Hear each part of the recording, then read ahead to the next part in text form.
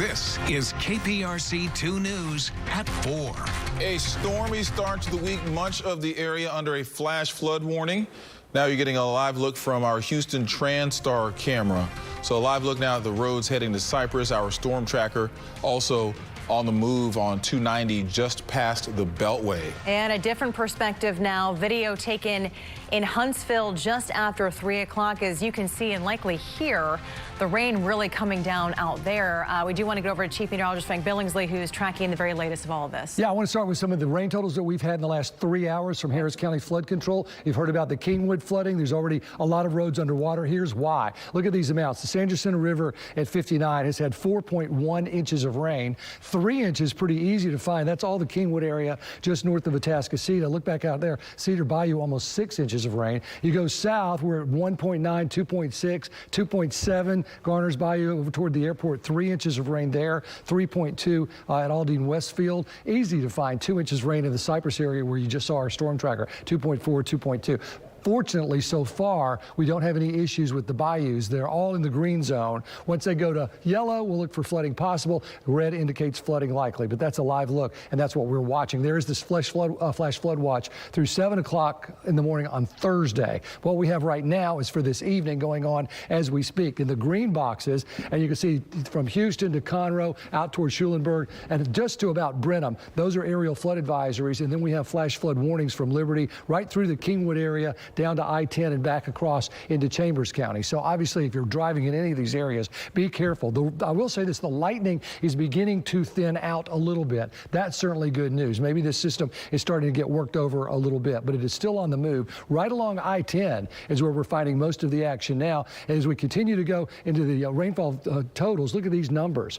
12 inches earlier in the Beaumont area. They have flash flood emergencies right there around I-10, parts of I-10 at a standstill because of the heavy rain. So the Futurecast continues to push all of this right through the area. 6 o'clock south of I-10 continues to move 7, 8 o'clock right on down toward the coast. And once we get into the late evening hours, we finally begin to catch a break, at least for now. We'll track all the way through Thursday and Friday coming up. Keith? All right, Frank, thank you. Remember, you can track the forecast anytime you want. All you have to do is download Frank's free forecast weather app. Just search KPRC in your Apple or Android app store. And as we continue our weather coverage, one of the areas hit hard right now is Liberty County. KPRC 2's Roseanne Aragon live now in Dayton. Roseanne, what are you seeing out there right now where you are? Yes, there's lots and lots of rain, and the roads are definitely slick. Parts of the road are underwater. Take a look at this. We wanted to show you this. We told you about this area here in Dayton. We're at Highway 90 at Highway 321, so that's what you're looking at right here, where the Liberty County Office of Emergency Management let us know this underpass was underwater, so we went to find it. This is what it looks like. Highway 321 at US 90 in Dayton. Barriers are up, as you can see, to block the road. Other than that, it has been raining for about an hour straight at least. Large section of US 90 are inundated with water, causing drivers to drive with their hazard lights on the higher part of the road. There is thunder. There is lightning, heavy downpours, limiting visibility on the roadway. We've seen many vehicles going very slow, and traffic, especially in this area here near Highway 321. The weather has also caused lots of traffic in different parts of the roadways here. So we want to make sure if you are in Liberty County in this area, please take it slow. If you can stay inside, please stay inside and drive safe. Reporting live from Dayton, Roseanne Aragon, KPRC 2 News. Be safe out there, Roseanne. Thank you. And one person that we always keep in touch with when the weather gets bad like this is meteorologist Jeff Lindner with the Harris County Flood Control District. We appreciate you joining us. He's live on the phone right now. Jeff, when the weather gets like this, let's talk about the status right now of our streams and our bayous.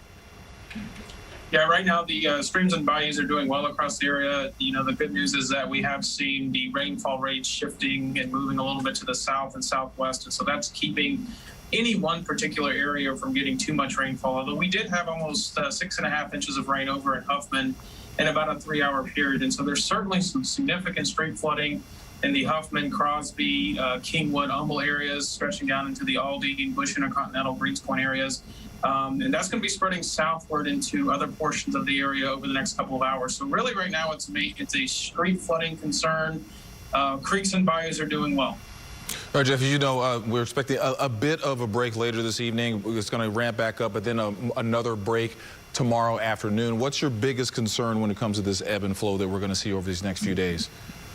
Yeah, by far the biggest concern is having something like we saw yesterday near Matagorda Bay or today over near Beaumont, Port Arthur. You know, if we get any type of rainfall rates, 8, 9, 10, 12 inches of rain over Harris County, we're going to have some big problems. And so that is what we're going to be watching over the next couple of days. Hopefully we will see enough breaks between these rounds to allow everything to drain off and keep the bayous and creeks within their banks. But, you know, we're really asking people to pay attention to the forecast through Thursday and Friday of this week, because we are going to see additional heavy rainfall. We just don't know exactly where we're going to see these really intense rainfalls like we've seen the last couple of days across the area.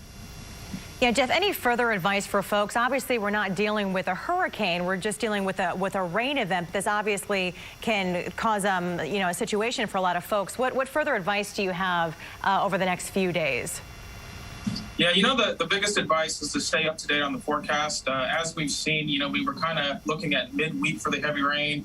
Well, we have heavy rain right now in the area, so the forecast is going to change as we move through the next couple of days. So pay attention to the forecast. Keep updated when we do get heavy rain. Keep updated on the street flooding potential. Transtar, Houston Transtar is a great place to go with their mapping with high water locations. And always remember, as your reporter was showing over there in Liberty County, always remember, never drive into those high water locations. You saw that flooded underpass. That's something you do not want to drive into. And we're going to have a lot of street flooding and a lot of flooded underpasses here over the next couple of days. So be mindful of that and be careful when you're out driving. As far as the creeks and bayous go, we'll continue to monitor them. Like I said, as long as we get breaks, the creeks and the bayous will be able to handle the rainfall. It's if we get any of these concentrated, continuous, really heavy rainfalls, that's where we will be concerned about the creeks and the bayous. And we're going to be monitoring it all week, along with our partners at various transportation agencies, emergency management offices across the region. All right, meteorologist Jeff Lindner with the Harris County Flood Control District. Jeff, always thank you for your time. Yeah, we